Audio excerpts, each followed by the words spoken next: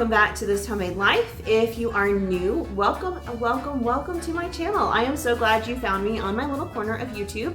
My name is Courtney and I do a lot of cooking and grocery hauls and things along those lines. So if you like that, make sure you stick around. I have a lot of great content for you guys to check out, some playlists and all that kind of stuff. Anyway, I did notice that a lot of people that watch my videos are not subscribed. YouTube does tell us things like that. So if you are one of those people that watches my videos and enjoys the content, go ahead and click that subscribe button. It is 100% free. It doesn't cost you anything, but it does totally help me and my channel out, and I appreciate it so much. Anyway, this week we had some really great meals. I think one of the recipes that I included was a side dish because it was a meal that I had cooked before, but I tried a new side. It was a rice dish, so delicious and so simple. The highlight of the week was definitely that magic crispy shrimp, the one I have talked about for I don't even know how many weeks now. You guys watch my videos, you know I've been meaning to make it for weeks and weeks and weeks, and yeah, I finally got around to it this week, and oh my gosh, I wish I had not put it off. That was amazing. My whole family loved it. Expect to see that again in the future just because we enjoyed it so much. I also would like to try it on some fish and maybe even some chicken. It was just delicious. Anyway, that is enough chatting. Let's jump in and see what it is we had for dinner this week. I had said I was going to do some spaghetti carbonara this week, and I really had good intentions about it, but I've got some stuff in my fridge that really needs to be used up. So I have decided to just make a mess first. I've decided to just throw what needs to be used up together to make a pasta dish. So I'm going to start off with this onion that I chopped up earlier. It's just half an onion because it was hanging out in my fridge, needing to be used.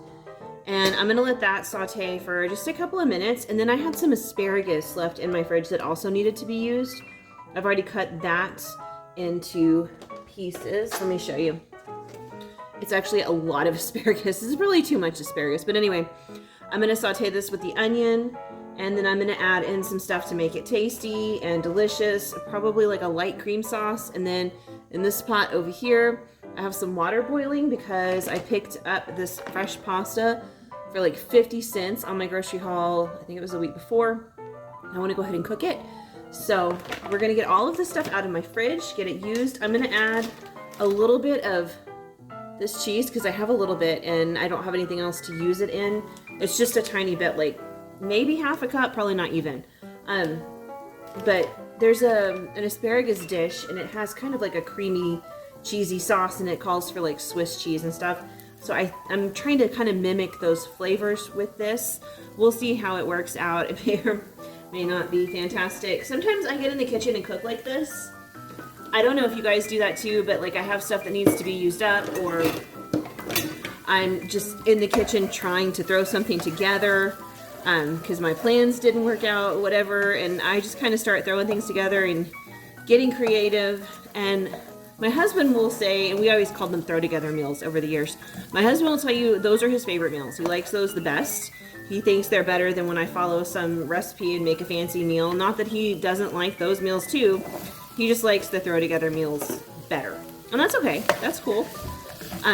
Sometimes I like my throw together meals better too. That's just the way it is, I guess. All right, to add in a little extra flavor, I'm gonna throw in some butter, and then I'm gonna go ahead and toss in this pancetta so it can start, well, maybe, it can start cooking and rendering out a little bit of fat and flavor. There we go.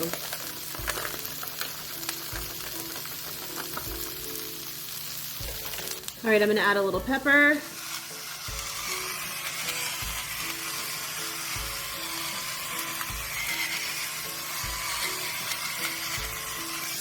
Or a lot of pepper, depending how you feel about it. I like a lot of pepper. My husband likes a lot of pepper. Some salt.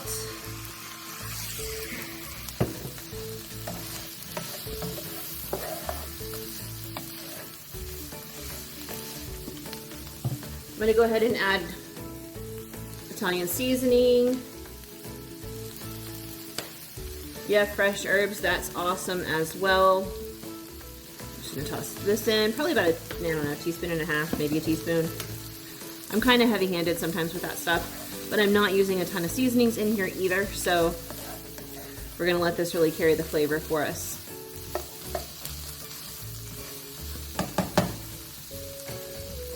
All right, next I'm gonna go ahead and add in some garlic.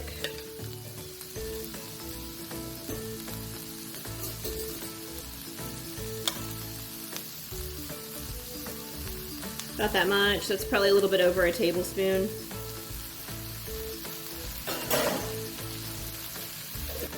And once you feel like your garlic's had a minute or two to cook, I'm adding in heavy whipping cream because I have it. And I typically keep this in my fridge most of the time because I find it super handy to have on hand. I can whip a lot of things up with some heavy cream. I'm gonna go ahead and pour that in. Once this gets up to a little simmer, I'm gonna go ahead and add in some cheese. I have both that Swiss mix that I showed you, plus just the shaker green thing of Parmesan.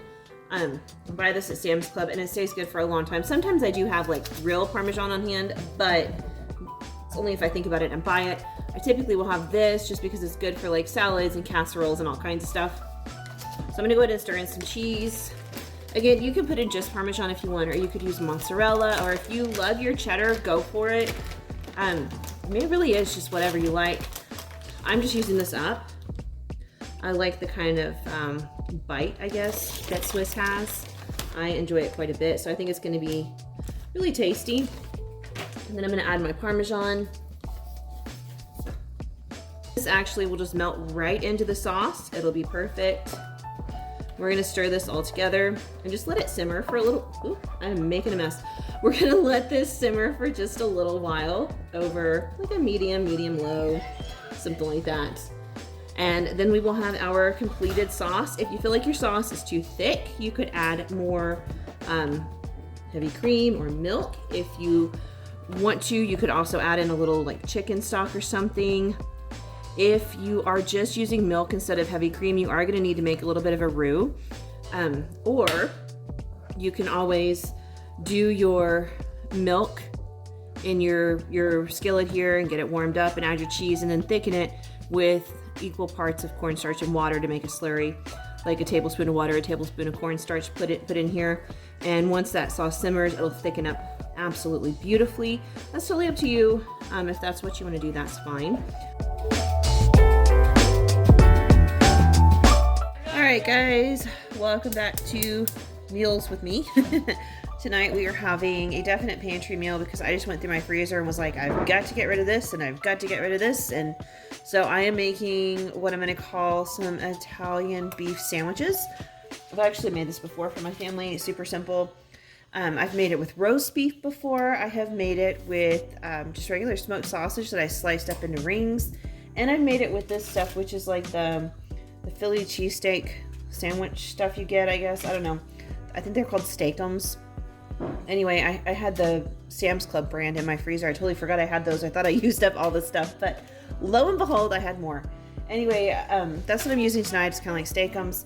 So I'm going to start off by sauteing some peppers, bell peppers, and some onions. Already sliced and chopped. You could do red onion, you could do white onion, you can do whatever you want. This is what I had.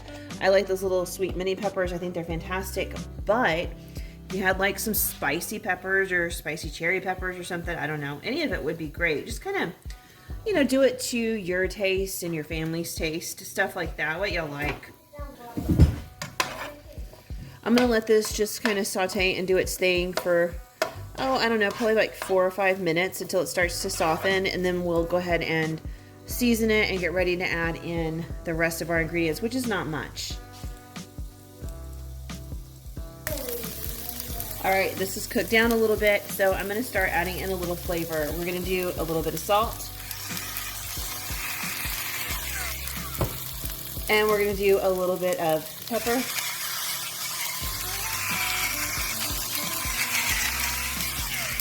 If your family loves spice, I would definitely say make that red pepper flakes or add those in as well.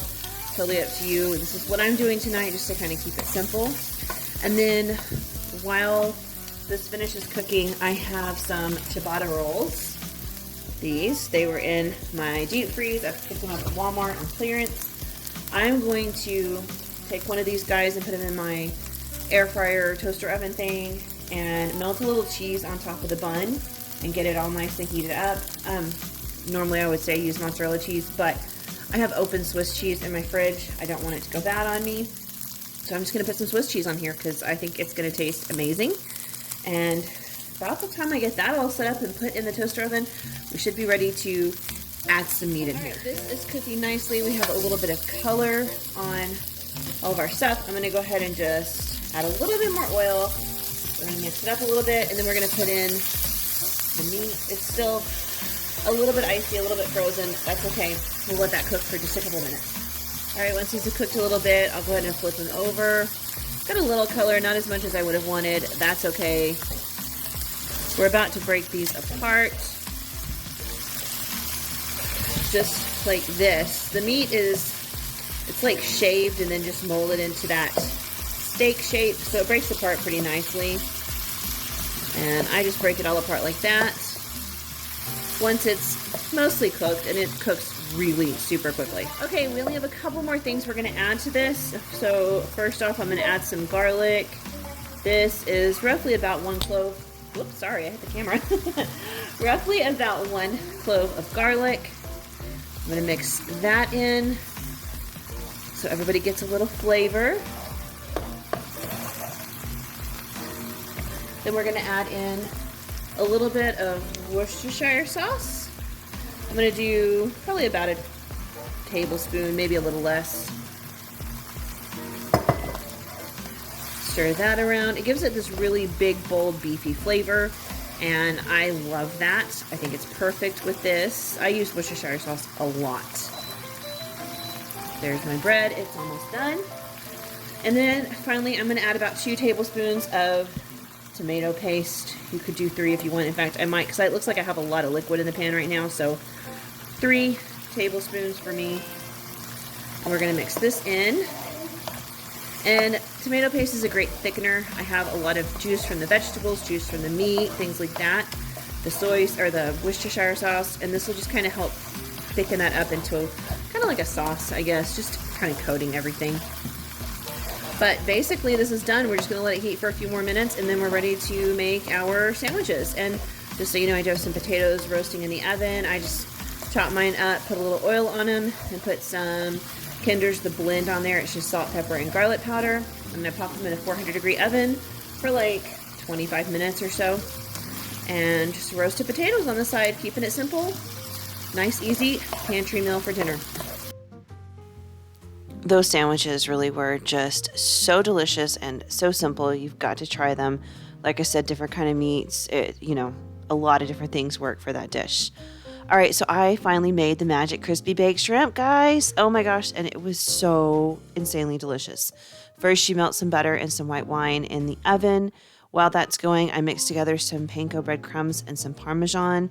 Then I added a little bit of salt to it, and I added a little bit of oil just to kind of get everything, just a little bit wet so it'll brown up and get crispy and delicious when we put this whole dish in the oven. I set that off to the side, and I melted a couple of tablespoons of butter, and I added some lemon juice to it, then a little bit of salt and some pepper and some garlic.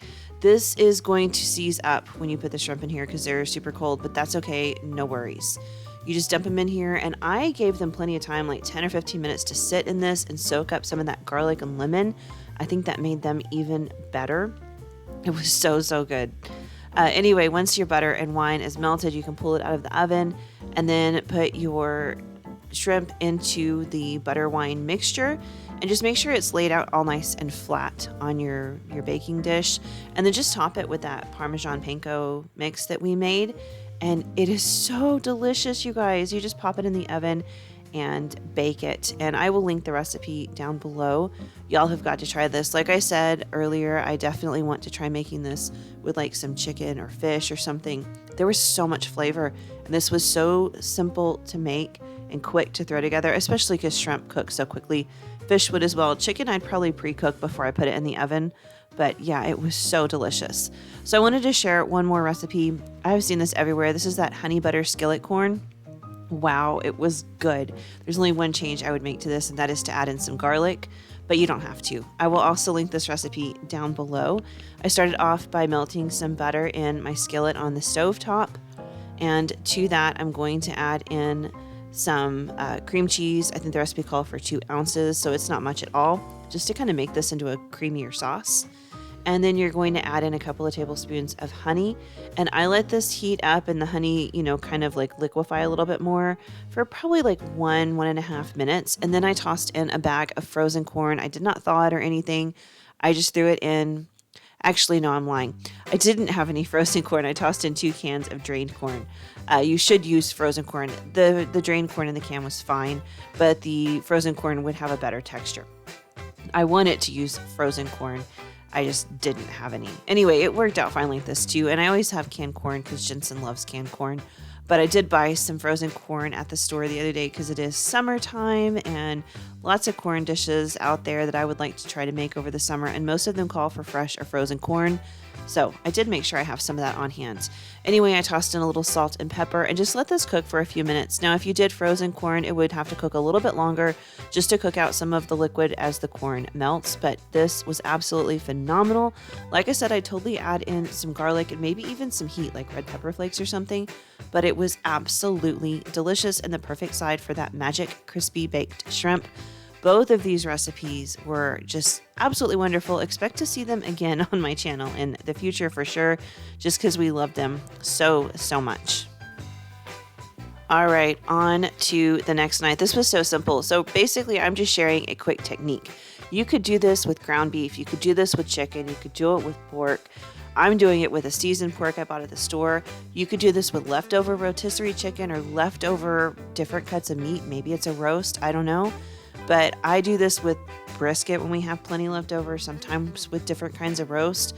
But I'm just going to take the meat and toss it in the skillet and cook it. If this was like rotisserie chicken or something, add in some taco seasoning or something like that to give it like a little Mexican flair, just so it kind of fits this dish. And then we're going to make some other burritos.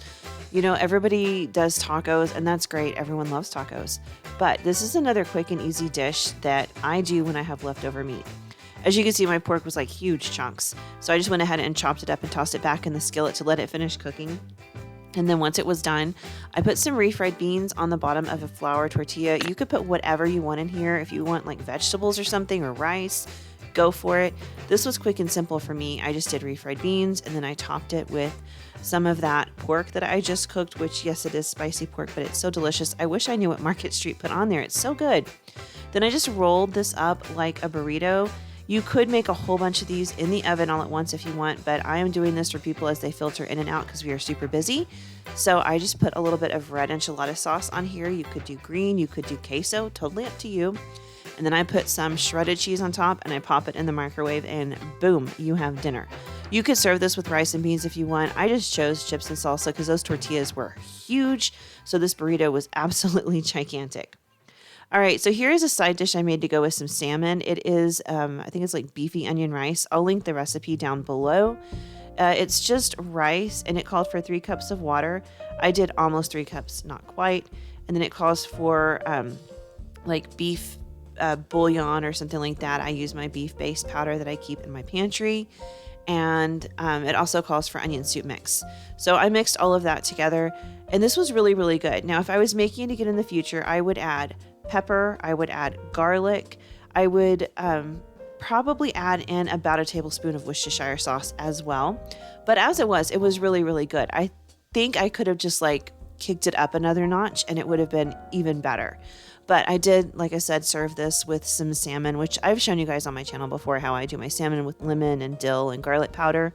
I was keeping it simple and using stuff I had in my freezer, but I wanted to try this rice and it did not disappoint at all. It had a lot of flavor. And I just cooked this on my stovetop with the lid on, let it simmer until all the liquid was like soaked up in the rice and it was nice and ready to go and ready to fluff. It took like 18 minutes or so. It didn't take too long at all. It was super simple but packed full of flavor.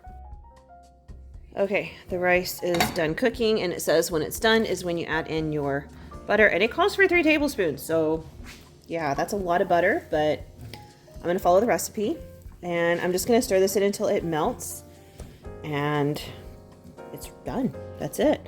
It smells really, really good, like super, super good. So I am very excited to try this. But anyway, I'm just gonna stir this till it melts and then I will put everything on a plate and show you guys what it looks like. So there is the finished dish. I just served some cantaloupe with it because it's hot and it's summery here, and that was delicious. So for the last night, I was not even supposed to be home. I was supposed to be going to visit my in-laws, and something came up and I couldn't go, so I'm throwing together a meal. We're gonna have some chicken pita pockets. I've got some cucumber that I diced up. I'm adding in some plain yogurt and about a teaspoon of lemon juice, a little bit of salt, a little bit of pepper, and some dill. If I had mint, I would totally throw that in. I do not. I stopped at the store to get the chicken because all of my meat was frozen, and to grab something else we needed. I don't even remember what it was now. And I did grab the pita bread while I was there and the yogurt. Everything else comes from my pantry and my freezer. I just mixed this up really, really well and popped it in the fridge so all the flavors could come together. And then I set to work on seasoning my chicken. Now, if you have a shawarma blend seasoning, that would be ideal for this. I did not. I will link a recipe to make homemade shawarma blend seasoning down below because that is what I did. You could do this with any seasoning that you want. That's just the route that I chose to take. So I went ahead and put a little bit of olive oil on my chicken thighs and just kind of like rubbed it around so they would be ready to kind of like adhere all the seasoning onto them. And then I went heavy, like super heavy. I think that's 6 or 7 very small chicken thighs. And I added probably a solid 2 or more tablespoons of seasoning in there. But when you eat like Greek food and Mediterranean food, it's like packed full of flavor. So I did not want to skimp on that. As you can see, I coated it super well and rubbed it all into the meat. And then I just put it in my skillet with a little bit of oil on my stovetop, and I let it cook for a little while. I wanted it to get like nice and brown and seared and all that kind of stuff. It didn't take too long because these are small chicken thighs. Once it was cooked all the way through, I added about 2 tablespoons of water into the skillet just to kind of loosen the bits that were stuck on the bottom of the pan, as you can see like that, and just kind of let the chicken cook in it for another minute or 2. And this was so flavorful. I wrapped it up in some pita bread with some lettuce and tomato and that sauce that I made, and served it with some herb-covered roasted potatoes. Absolutely delicious. All right, guys, that's going to do it for this week's What's for Dinner. If you like this kind of stuff, like I said, make sure you're subscribed. I do one of these every single Sunday. I do have my grocery haul coming out on Tuesday, so make sure you stick around for that as well. I do weekly grocery hauls plus a meal plan every single week. I do try to stick to my meal plan, but sometimes it just doesn't work out. Anyway, I hope you guys have had an amazing Mother's Day. I know that my plans are to relax and hang out with my wonderful family, and I'm really, really looking forward to it. I hope you guys get to enjoy your Mother's Day as well, and I hope you have a fantastic week. I will see you guys on Tuesday. Bye.